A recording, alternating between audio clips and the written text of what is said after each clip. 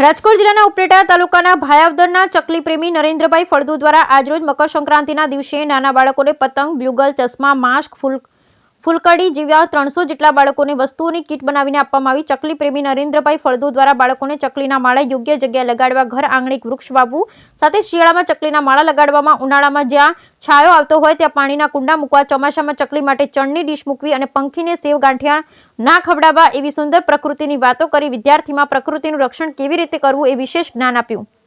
पर्यावरण ने अनुकूल आवे एवी रीतना मकर संक्रांति उजवणी करे आपणे वहेली सवारे 7 થી 9 वाग्या सुधी पतंग न चगावी जोईए, कारण के पंखीओने पोताना माळामांथी बहार निकळवानो समय होय छे।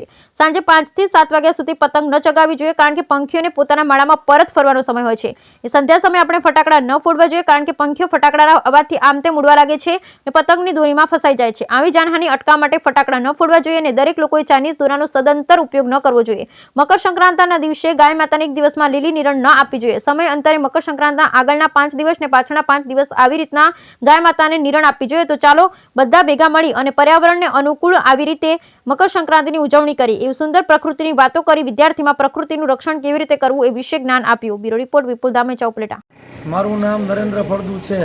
આજ રોજ મકર સંક્રાંતિના દિવસે પર્યાવરણને આપણે અનુકૂળ આવે એ રીતને આપણે મકર સંક્રાંતિની ઉજવણી કરવી જોઈએ। આપણે વહેલી સવારે 7 થી 9 પતંગ ન ચગાવવી જોઈએ, કારણ કે પંખીઓને માળામાંથી બહાર નીકળવાનો સમય હોય છે અને સાંજે 5 વાગ્યા પછી પતંગ ન ચગાવવી જોઈએ, કારણ કે પંખીઓને માળામાં પાછો પરત ફરવાનો સમય હોય છે। અને આપણે કોઈ દિવસ સાંજ સમયે ફટાકડા ન ફોડવા જોઈએ। જો સાંજ સમયે ફટાકડા ફોડીએ તો પંખીઓ આમ તેમ ઉડવા લાગે છે અને દોરીમાં ફસાઈ જાય છે, અને આપણે ચાઇનીઝ દોરાનો સદંતર ઉપયોગ ન કરવો જોઈએ। તો દરેક લોકો આપણે પર્યાવરણને અનુકૂળ આવે એ રીતના મકર સંક્રાંતિની ઉજવણી કરીએ તો પંખીઓ થતી જાનહાનિને આપણે અટકાવી શકીએ।